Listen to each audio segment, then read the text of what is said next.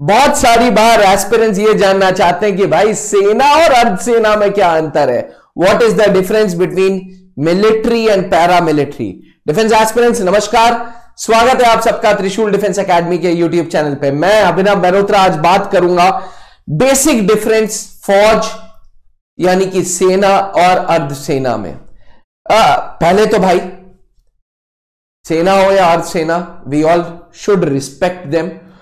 दुर्भाग्य की बात यह है कि इट इज वेरी अनफॉर्चुनेट कि फेसबुक इंस्टाग्राम पे तो इतनी इज्जत देते हैं, लेकिन रोजाना की लाइफ में हम बहुत डिसरिस्पेक्ट कर देते हैं। प्लीज एस्पिरेंट्स, आपसे आग्रह है, अफसर हो, जवान हो, वर्दी वाला अगर कोई दिखता है ना, तो यार अंदर से रिस्पेक्ट आनी चाहिए, क्योंकि वो बहुत सैक्रिफाइसेस कर रहा है, वो देश के लिए बहुत सैक्रिफाइसेस कर रहा है। आज 13 दिसंबर है और प्रयागराज के इस स्टूडियो से मैं आपके साथ वीडियो बना रहा हूं और मैं डबल जैकेट पहना हुआ हूं। डबल जैकेट उनका सोचो यार जो लद्दाख में, उनका सोचो यार जो सियाचिन ग्लेशियर में, मतलब सोचते ही ना रूह कांप जाती है।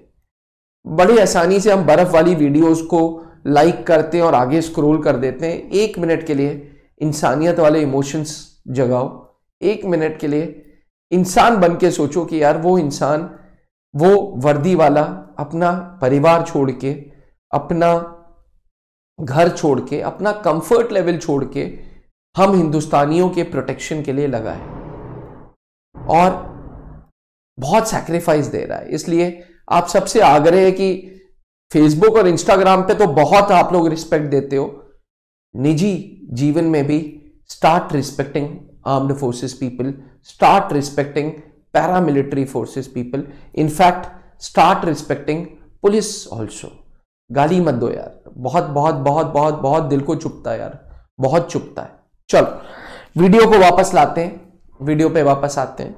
सेना और अर्धसेना में क्या अंतर है, वीडियो को अंत तक जरूर देखना और हमारे फौजी भाइयों के नाम पे कमेंट में जय हिंद जरूर लिखना, ताकि ये जय हिंद की पुकार इतने सारे कमेंट्स सुनाए और ये वीडियो अपने आप ही शेयर होती रहे। हमारे फौजियों के लिए, हमारे फौजी भाइयों के लिए ये बनता है यार।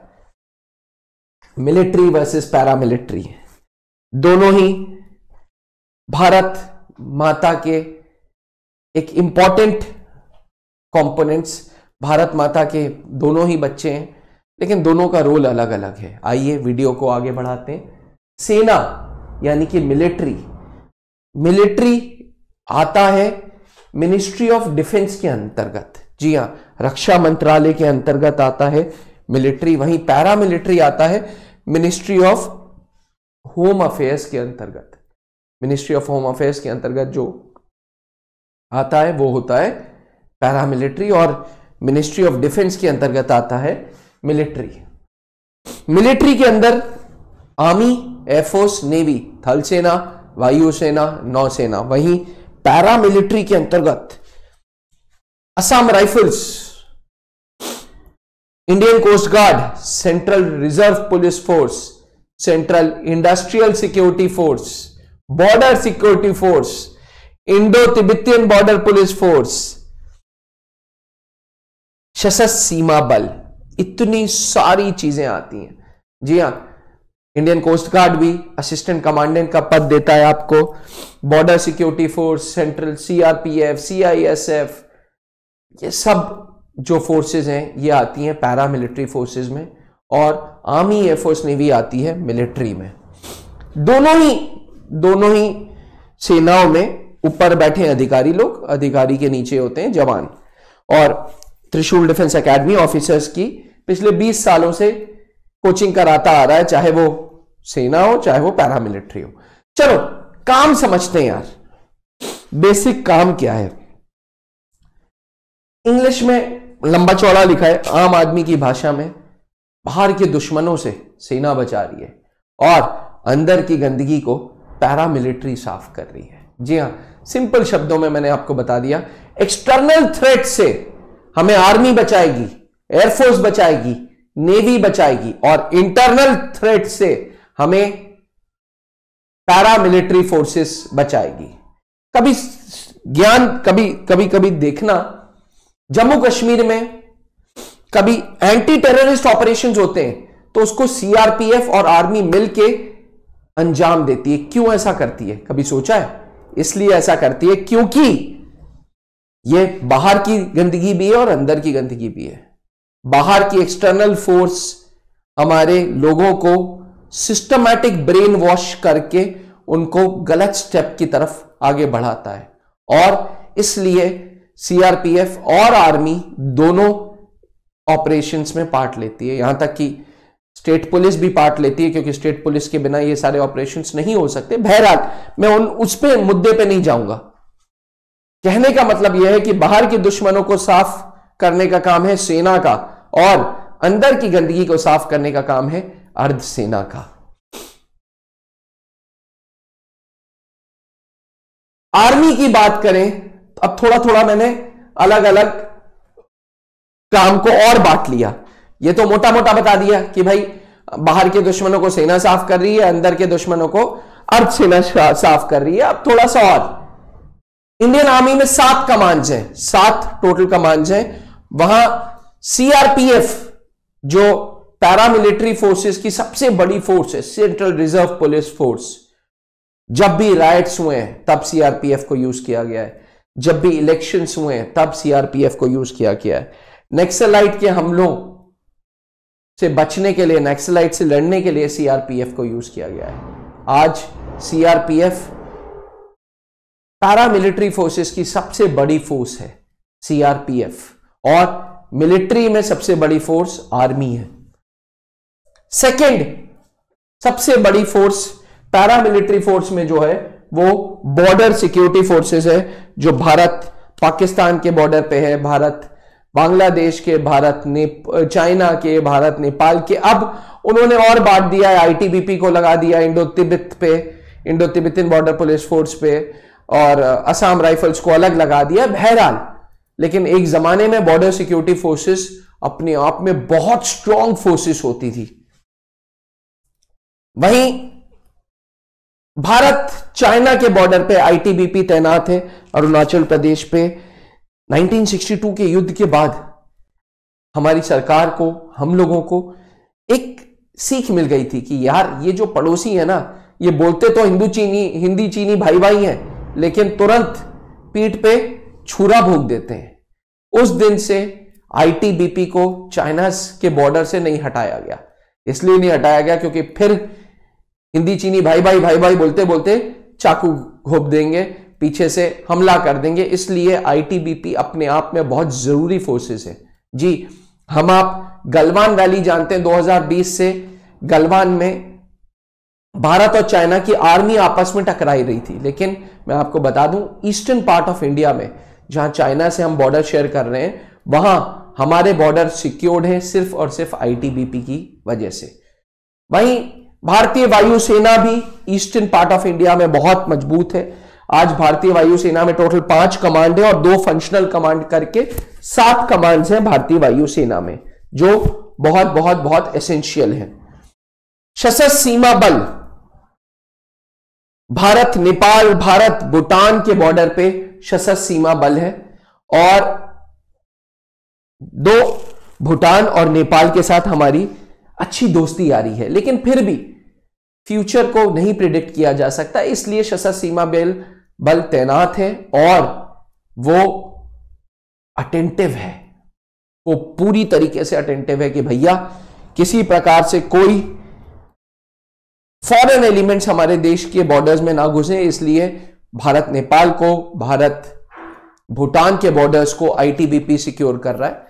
वहीं फौज ने एक थिएटर कमांड बनाया है, बन ही रहा है। यह थिएटर कमांड जो है अंडमान निकोबार कमांड में है, और इसमें आर्मी, एयरफोर्स, नेवी तीनों एक साथ काम करेंगे। कहीं ना कहीं साउथ ईस्ट एशिया में चाइना बहुत एक्सपैंड कर रहा है।